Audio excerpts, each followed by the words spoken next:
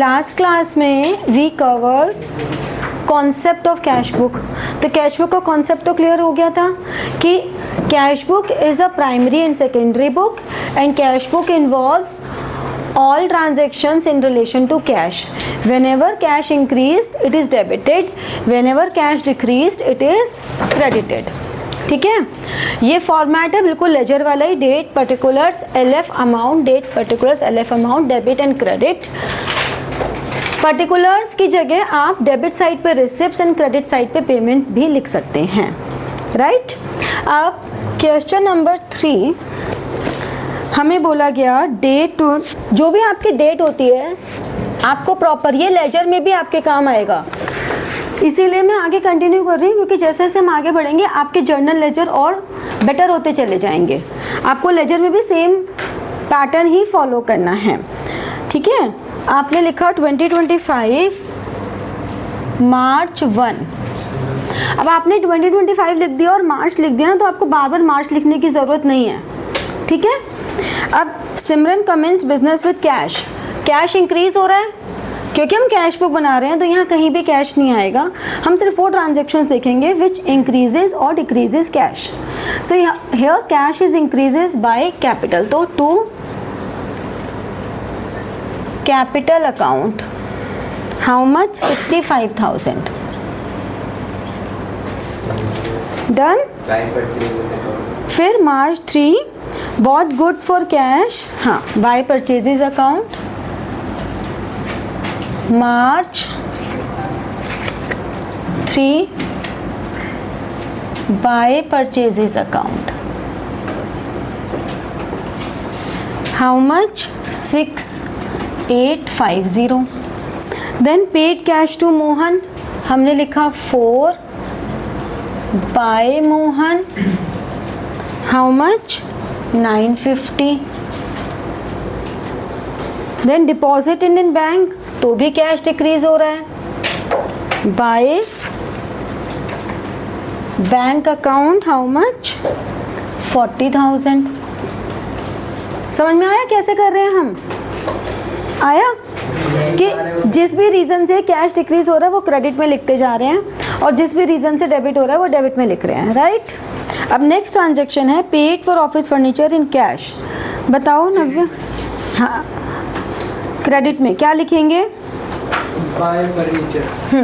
तो हम यहाँ डेट डालेंगे 6 बाय ऑफिस फर्नीचर, कितना हो गया 4650। नेक्स्ट ट्रांजेक्शन, अब मैं जिससे पूछूंगी वही बताएगा। नव्या, मार्च 9 सोल्ड गुड्स फॉर कैश, किधर आएगा?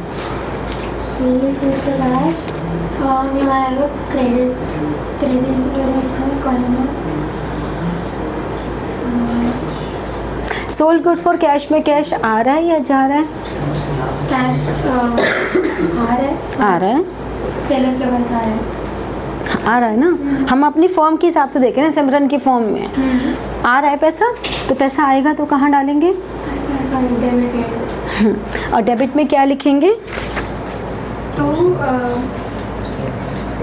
सब बोल रहे हैं, मैं कह रही हूँ एक को बोलने दो, सबको बोलना है, सबकी क्यूरियोसिटी पूरी चलती है, एक्साइटमेंट लेवल ही अलग होता है, हैं?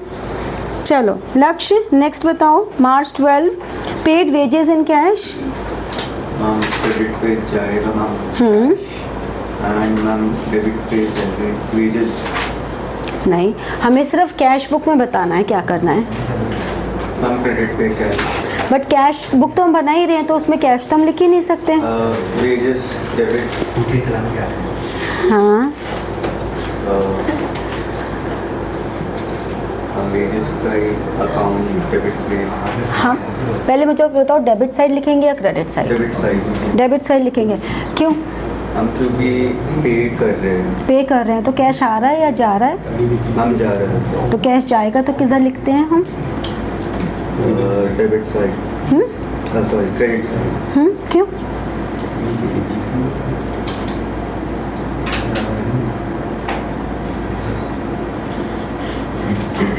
रूल होता है ना रियल का, debit what comes in credit. हमारे पास रियल नेचर जिसमें असेट्स आते हैं उसका रूल होता है debit what comes in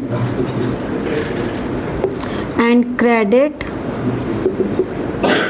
what goes out. और अगर हम दूसरे रूल को भी देखें, असेट्स अगर इंक्रीज होती हैं तो डेबिट और अगर डिक्रीज होती हैं तो क्रेडिट। फाइन। तो अगर हम वेजेस पे कर रहे हैं तो our cash is decreasing, cash decrease हो रहा है तो हम लोग क्रेडिट साइड पे लिखेंगे 12 बाय वेजेस। ठीक है, कितना लिखेंगे? 1200। समझ में आई बात? अनन्या नेक्स्ट बताओ। अभी लिख लेना बाद में, पहले समझने पे कंसंट्रेट करो। आप नोट डाउन करने पे कंसंट्रेट कर रहे हैं कि बस मेरे को आंसर मिल जाए। आंसर तो कहीं भी मिल जाएगा, आजकल तो इंटरनेट का ज़माना है, गूगल, चैट जीपीटी हर चीज़ है, पूरा सोल्यूशन बिल्कुल आराम से मिलेंगे, कोई दिक्कत ही नहीं है। बात तो सारी समझने की है, तो ये कॉन्सेंट्रेट मत करो चलो इसका सोल्यूशन तो मिला ये तो लिखो, उस पर कॉन्सेंट्रेट करोगे तो कोई फ़ायदा ही नहीं है, फिर तो समझ में आएगा ही नहीं। आप लोग मतलब इस ज़माने के बच्चे हो जब आपके पास सॉल्यूशंस कहाँ मिलेंगे इसकी तो कोई प्रॉब्लम नहीं है। तो था हमारा ज़माना, कहीं कोई सॉल्यूशंस नहीं मिलते थे, तो जिस बच्चे की नोटबुक में होना कि सारे सॉल्यूशन और मैम ने चेक किए हुए बस उसकी नोटबुक तो खो ही जाती थी, गायब। आजकल वो ज़माना ही नहीं है। आप डालोगे ये क्वेश्चन में, आप डालोगे टीएस ग्रेवाल ये एडिशन ये क्वेश्चन नंबर इसका सॉल्यूशन देते, चैट जीपीटी परोस के दे देगा तुम्हें विद फॉर्मेट। ये तो तुम सब जानते हो, इसमें मतलब ऐसा भी नहीं कि मैं तुम्हें सिखा रही हूँ, you all know very well.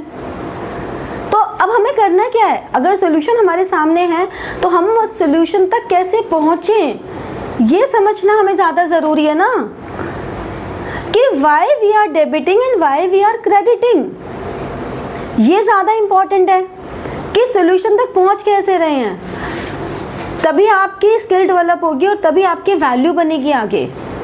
ना चैट जीपीटी तो बेटा सब कुछ कर देता है, बट उससे काम करवाने के लिए भी तो आपको नॉलेज होनी चाहिए, और वो सही दे रहा है कि नहीं दे रहा वो नीचे डिस्क्लेमर लिख देता है कि ऑथेंटिसिटी चेक कर लो भैया, मेरी गलती नहीं है, मेरे पे मत इल्ज़ाम डालना, कोई केस मत कर देना कि तूने गलत बताया।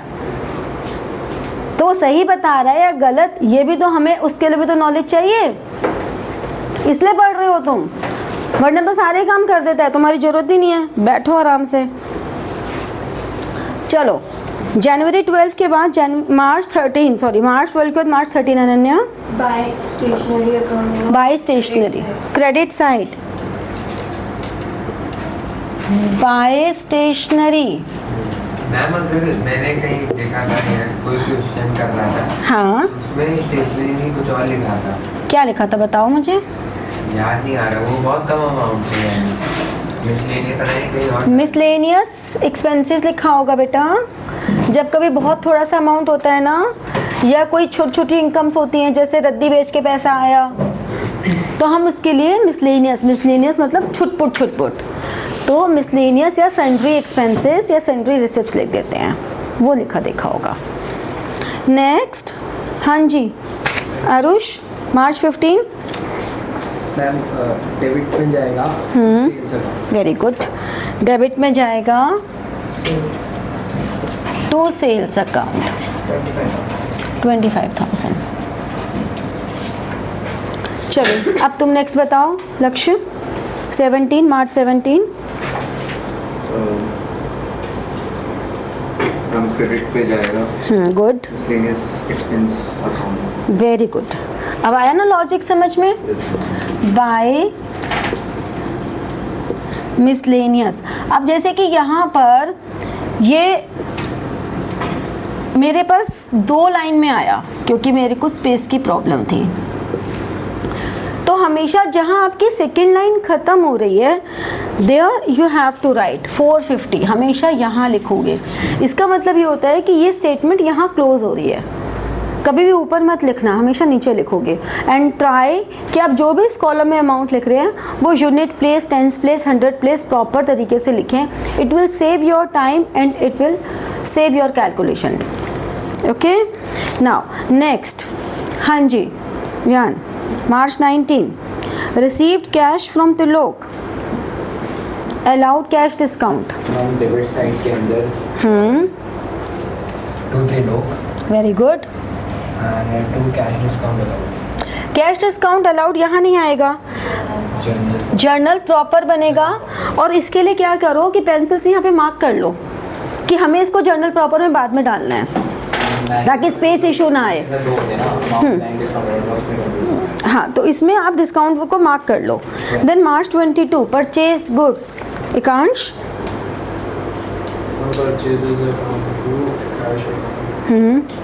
तो कहाँ जाएगा?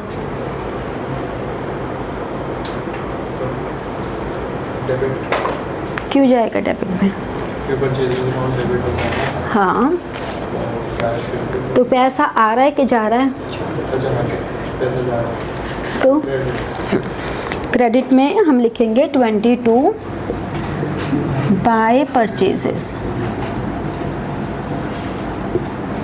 ठीक है, कितना? 2500। Next Mehul, by salary very good. कितना है? 10K नहीं बोलते, 10,000 है भगवान। 15 अच्छा 15। बोला मैंने इंस्टाग्राम में पढ़ रहा है, शौर्य, इंस्टाग्राम आ गई। नेक्स्ट बताओ शौर्य। Bye rent account 900।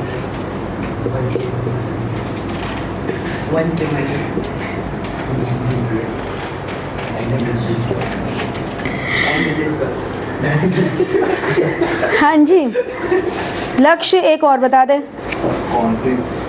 कहाँ पर है हम? ये दिखाइए। ये ना अभी भी लिखने में, इसको अभी भी समझ में नहीं आई, अभी भी लिखने में लगा हुआ है। इसको ये नहीं देख रहा कि हम कौन सी ट्रांजैक्शन कर रहे हैं, सब लोग क्या क्या बता रहे हैं। You are not concentrating on this also. मतलब अभी भी तेरा पूरा कंसंट्रेशन कॉपी करने में है। ये तो पूछना ही नहीं चाहिए कौन सी वाली, फटाफट बोलनी होती है। क्या करेगा जब बाकी सब नोट करेंगे, तब बैठ के खाली बैठेगा, तब एक क्वेश्चन करियो तो बस तेरी यही पनिशमेंट है। 28 में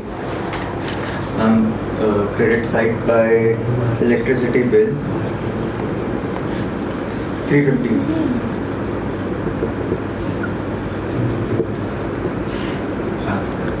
नेक्स्ट नव्या। क्रेडिट साइड पे बाय एडवर्टाइजिंग एक्सपेंसेस 400।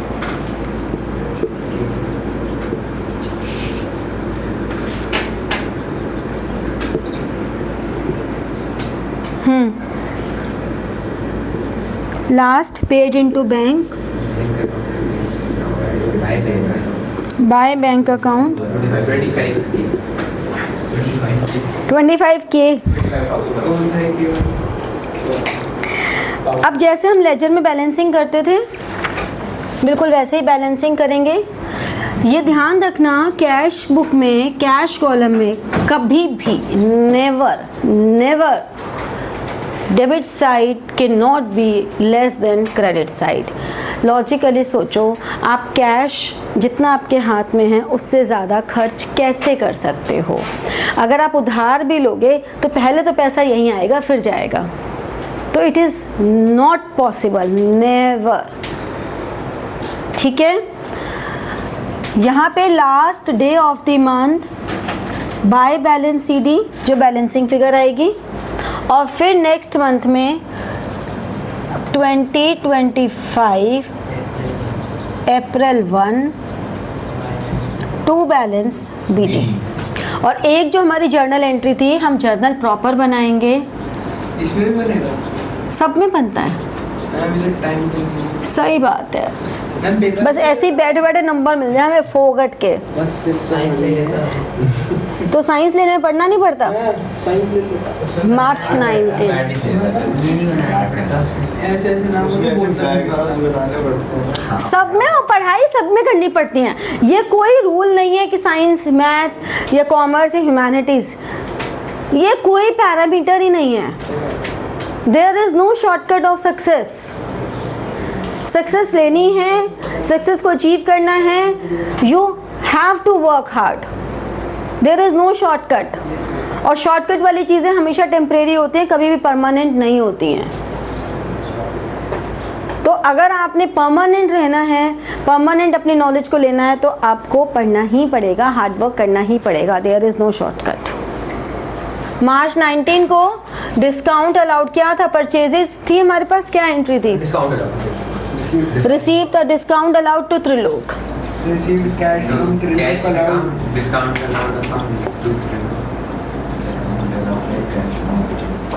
जर्नल का प्रॉपर फॉर्मेट बनेगा। कितना था डिस्काउंट?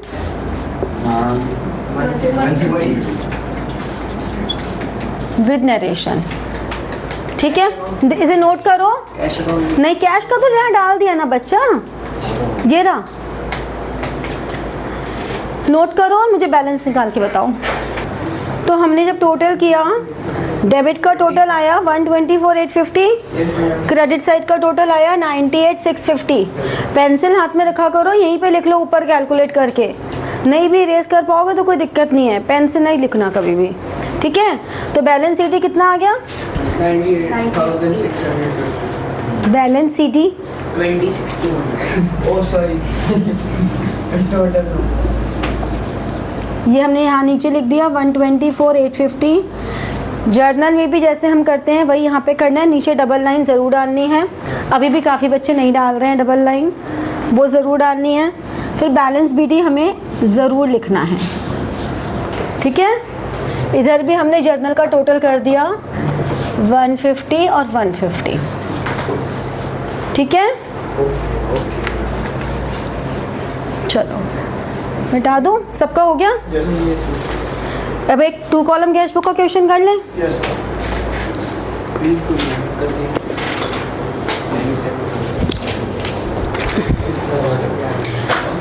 2 कॉलम कैश बुक में ये देखो क्वेश्चन नंबर 7 है। Prepare 2 column cash book from the following transactions of money Kochi. यही है सबकी बुक में 7 यस मैम यही है। सेम है। चलो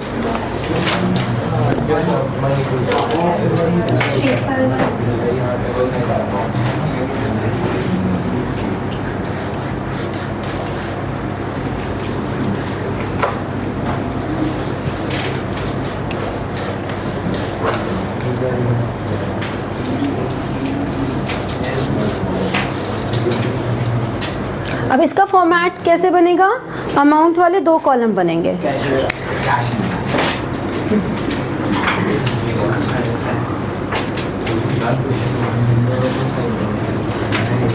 और LF का कॉलम भी थोड़ा सा बड़ा बनेगा, क्योंकि फाइनली अब हम LF का कॉलम, ये मैंने ऊपर से ड्रॉ कर दिया। यहाँ पे ऊपर एक लाइन छोड़ देना, ऊपर लिख देना 2 column cash book of money Kochi for the month of March 2025। ठीक है, ये लाइन लिख देना। ये मैंने ऊपर से ड्रॉ कर दिया, ध्यान नहीं रहा। और डेबिट क्रेडिट लिखना है।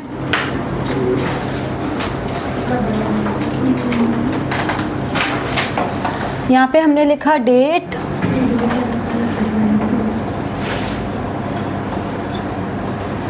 Particulars,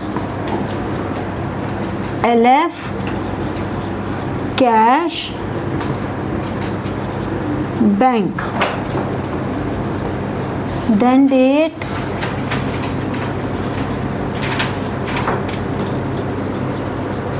particulars, LF, cash, bank. ठीक है, अब हम ट्रांजैक्शंस लिखने स्टार्ट करते हैं। अब यहाँ देखो हमें बोला है cash in hand and cash at bank. तो अगर हमें ऐसा गिवन है, मार्च 1 को, तो हम लिखेंगे बैलेंस BD, यानी कि ये पहले का कैश हमारे पास है और बैंक बैलेंस है। तो कैश इन हैंड इज 15,000। बार बार गलत मत बोलो, एक आध बार चलता है, यही आदत पड़ जाएगी। ठीक है भाई, समझना है। Purchase goods for cash 2025 March 3 by purchase cash 6720, तो हमने कैश कॉलम में लिख दिया। डिस्काउंट रिसीव्ड के लिए मार्क करके रख लिया, जर्नल प्रॉपर में आएगा। मार्क ज़रूर कर लेना उसको, JP लिख लेना उसके आगे जर्नल प्रॉपर, ताकि बाद में याद रहे कि इसकी जर्नल प्रॉपर की एंट्री करनी है। डिपॉजिटेड इन बैंक, अब देखो ये कॉन्ट्रा एंट्री हो गई, दोनों तरफ आएगी। अगर बैंक में डिपॉजिट कर रहे हैं तो 5,000 बैंक में, और यहाँ लिखेंगे 2 कैश। मैम यहाँ बैंक भी है। हाँ, यही समझना आ रहे हैं कि कॉन्ट्रा एंट्री है, बैंक बैलेंस इंक्रीज हो रहा है तो बैंक के डेबिट में, और यहाँ लिख दिया C 2 कैश। और क्योंकि कैश डिपॉजिट कर रहे हैं, कैश कम हो रहा है, बाय बैंक, तो मैंने बोला तो था बना लेना। ठीक है, ये कॉन्ट्रा एंट्री समझ में आ गई कैसे हो रही है? कोई दिक्कत? पक्का? Then cash sales, to sales account 10,000 cash column में आएगा।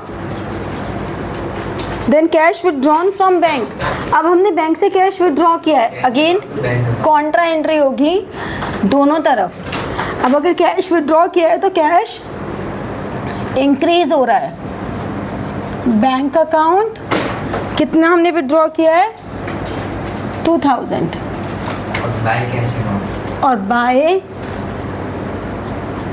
कैश अकाउंट, ठीक है, समझ में आया? Then receive 3 months post dated check of 20,000 from Raj and discounted from bank, paying discounting charges 750। अब देखो मैं यहाँ पे जर्नल प्रॉपर बना देती हूँ साथ साथ।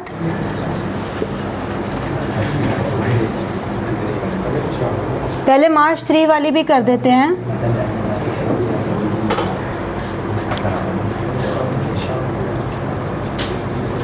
Purchases account to discount received account 220।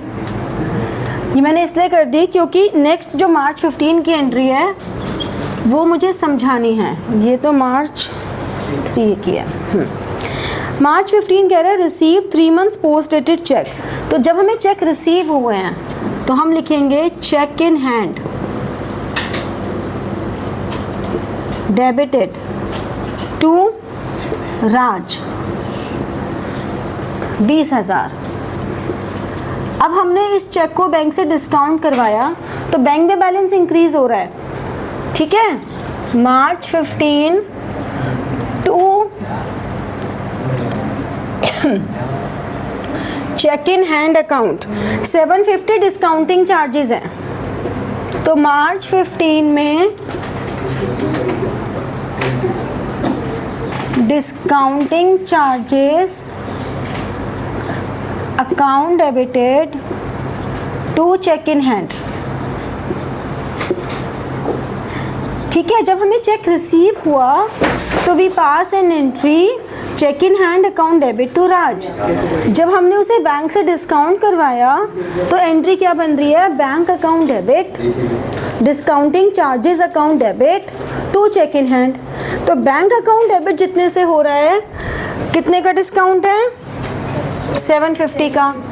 तो 750 माइनस करके 20,000 minus 750 19,250 we put in bank column, ठीक है। समझ में आई ये बात? क्लियर हुआ? श्योर? आगे बढ़ें। तब भी बट फिर तो डिपॉजिट की एंट्री होती है ना, फिर डिस्काउंट नहीं कराते। रिसीव चेक, देखो ये रहा, receive cheque from Deepak not banked. अब ये भी चेक दीपक से रिसीव हुआ है मार्च 18, तो चेक इन हैंड डेबिटेड कितने का चेक मिला है दीपक से? 5000। डिस्काउंट अलाउड 400 और to Deepak 200, to Deepak 5200। That's it. हम इसकी कैश बुक में एंट्री नहीं करेंगे बिकॉज हमें चेक रिसीव हुआ और ब्रैकेट में लिखा है नॉट बैंक्ड। ठीक है, फिर next is cheque receive from Deepak. अब हमने 20 तारीख को डिपॉजिट कराया, तो 20 को डिपॉजिट कराएंगे तो 2 चेक इन हैंड 5000। ठीक है, आपस में डिस्कस करने से अच्छा है मेरे से समझ लो, एक दूसरे को मत ज्ञान दो, अभी नहीं इतना ज्ञान तुम्हारे पास। March 22 paid to Chandra by cheque. अब हमने चंद्रा को चेक से पे किया, कितना हुआ? 22 बाय चंद्रा, कितना पे किया? 2500। डिस्काउंट रिसीव्ड क्यों हमने मार्क कर लिया, इसकी जर्नल प्रॉपर में एंट्री करेंगे। अभी मैं यहाँ नहीं कर रही क्योंकि स्पेस की प्रॉब्लम हो सकती है, मार्क कर लो। फिर withdraw from bank for personal use. अब यहाँ पे ध्यान रखा करो, पर्सनल यूज़ लिखा है मतलब ड्राइंग्स हैं। ठीक है, 25 तो बाय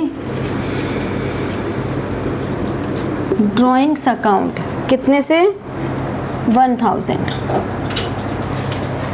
फिर sold goods to Ashok.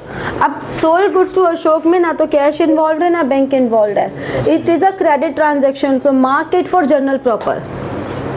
Okay, then next purchase group from Chander, this is also a credit transaction, it is to be entered in journal proper.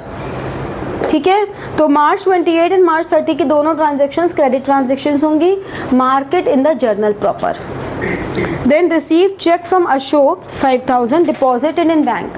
अब हमने चेक रिसीव किया तो हम डायरेक्ट यहाँ पे लिख देंगे क्योंकि टू बैंक में लिख, टू अशोक और बैंक कॉलम में लिख देंगे 5000 क्योंकि उसने सेम डे डिपॉजिट करा दिया, तो हमें ज़रूरत नहीं है कि हम चेक इन हैंड करें फिर काउंटर, कुछ नहीं करने की ज़रूरत है।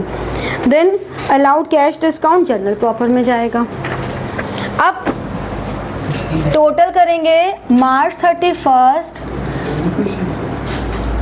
बैलेंस सीडी कैश कॉलम को कैश कॉलम के साथ। ठीक है, कैश कॉलम को कैश कॉलम के साथ करेंगे, बैंक कॉलम को बैंक कॉलम के साथ करेंगे। फिर वही वाली बात कि कैश कॉलम में debit side is always more than credit side, but bank column में कोई भी साइड हो सकती है because there is an overdraft facility. Okay, CD आ सकता है, तो अभी हम करके देखेंगे तब पता चलेगा, ये तो हमें कहानी करो, टोटलिंग करो फटाफट से, नोट डाउन करो, टोटलिंग करो।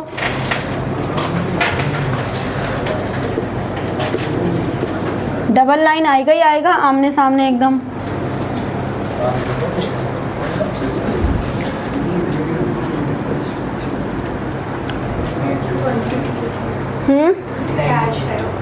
हाँ, कैश का आ रहा है 1780 ना 720 बैंक वाले का 39। क्रेडिट साइड में बैंक का इधर का कितना बता रहे हो तुम? 250 आएगा वही, क्रेडिट साइड में बैंक तो बैलेंस शीट तो दोनों तरफ ही आ रहा है ना। अब बैंक का भी होगा टू बैलेंस शीट। हाँ हाँ, अब पहले कैश का बैलेंस शीट निकालो, कितना हो गया? 27,000 माइनस 13,720, तो ये आ गया 80 2 3 और 1 13280। इधर का टोटल कितना आ रहा है? 3500। पेंसिल से लिखोगे हमेशा, ये हो गया 750 5 एंड 3। अब इसी को